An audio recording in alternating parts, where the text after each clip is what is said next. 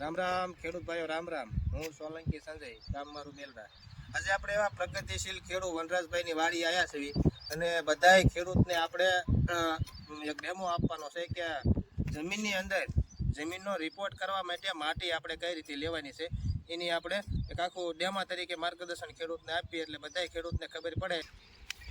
વનરાજભાઈ આપણે બીજો ખાતો એ રીતે આપણે શિયા પાઇપો સમજાણું, પછી આને જે શિયા પાઇપો ને કોરેથી માટી લઈ અને આ રીતે આપણે ભરી લેવાનું છે.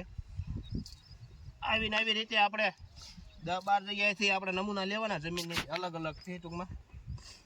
અને પછી વનરાજભાઈ આપણે શેઢો હોય ને શેઢાથી આપણે 7-8-10 ફૂટ શેઠો નમૂનો લેવાનો સમજાણું, એટલે આપણને જમીનને કયા પોષણ તત્વો ઘટેથી પાકું રિઝલ્ટ મળે.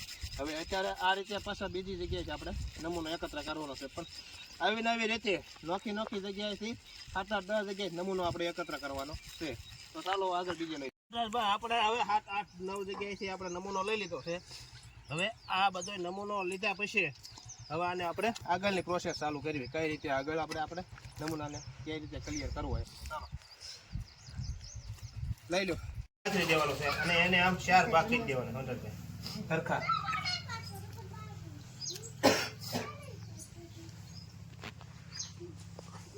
પછી આને વનરાજભાઈ આપણે ટૂંકમાં હરખા 4 ભાગ કરતું જવાનું. આ 4 ભાગ હરખા થઈ ગયા તો આ સાઈડનો ભાગ આપણે રહ્યો ને એ લઈ લેવાનો છે બહાર.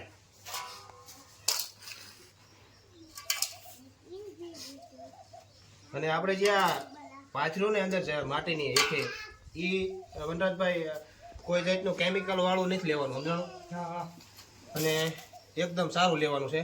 આને પાછું એકત્ર કરી દેવાનું છે ભેગું,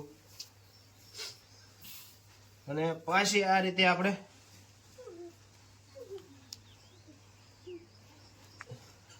માટીને પોળી કરી અને આના પાછા 4 ભાગ કરી નાખવાના છે હરખા. અને સામેનો સાઈડ પાછી આપણે જમીનને પાછી માટીને કાઢી લેવાની છે બારી. આવી રીતે આપણે છેલ્લે જે નમૂના પૂરતી આપણે માટી મોકલવાની છે ને, જે 200, 300, 400 ગ્રામ જેવી એટલી માટી રહે ને કાલે આ પ્રોસેસ આપણે ચાલુ રાખવાની છે.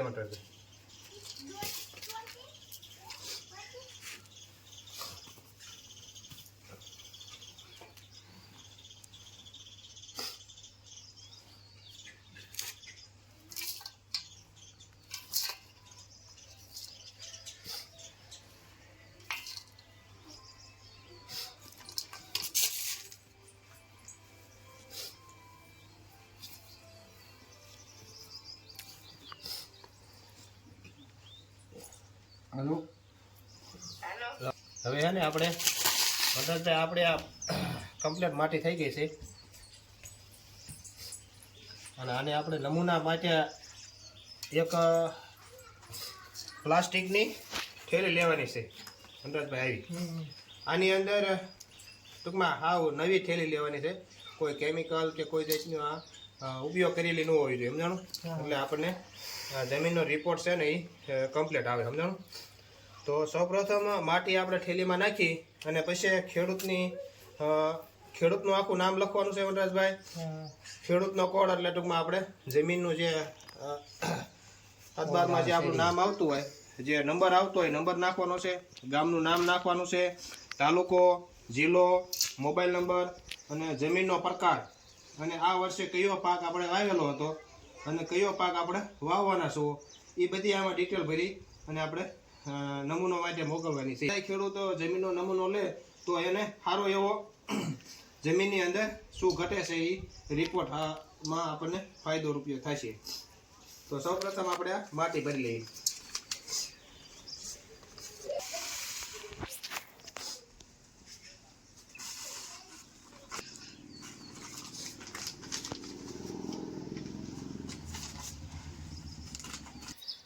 આપણે ખેડૂત મિત્રો માટીનો નમૂનો એક થેલીની અંદર પેક કરી દીધો છે, એમાં બધી ડિટેલ નાખી દીધી છે.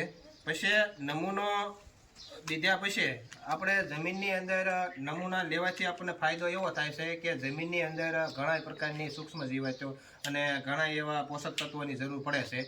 તો કયા પોષક તત્વો આપણી જમીનની અંદર ઘટે છે એ આ નમૂનાની અંદર આપણને જાણવા મળશે કે આપણી જમીનની અંદર આવડા પોષક તત્વો ઘટે છે તો આપણે એ જ પોષક તત્વો આપવાના રહેશે. માનો કે nitrogen, phosphorus, potash, calcium, magnesium એવા 17 પ્રકારના આપણા જમીનની અંદર પોષક તત્વોની જરૂર પડતી હોય છે.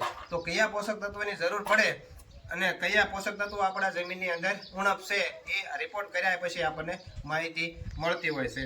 તો આપણે ખોટા વધારાના ખર્ચા કરી નાખવી છીએ અને જે પોષક તત્વો આપણી જમીનની અંદર છે અને એ ખાતરો આપણે નાખવી છીએ તો એ કોઈ ફાયદો નથી. જે ઘટતા પોષક તત્વો છે એ આપણે નાખવી તો બધા બીજા નવા ખેડૂતને કોઈને નમૂનો લઈ અને રિપોર્ટ કરવો હોય તો આપણે બોટાદની અંદર જૂના હેડમાં વસુંધરા કરી એનું નામ છે અને એ રિપોર્ટ કરી આપે છે. એક રિપોર્ટના 1000 રૂપિયા ચાર્જ લેશે એવડા એ લોકો. અને કઈ રીતે રિપોર્ટ કરી આપે છે કે તમારી ખેતરની અંદર કયા પોષણ ઘટે છે. માનો કે નાઇટ્રોજન, ફોસ્ફરસ, પોટાશ, તમારે યુરિયા, ડીએપી કેટલું આપવું પડે એવું ડિટેલમાં એ તમને લખીને આપે છે કે તમારી જમીનમાં યુરિયા એટલા પ્રમાણમાં નાખવું અને ડીએપી આટલા પ્રમાણમાં નાખવું. ટૂંકમાં વીઘાની અંદર તમને એ માપ સાઇઝ કરીને આપે છે.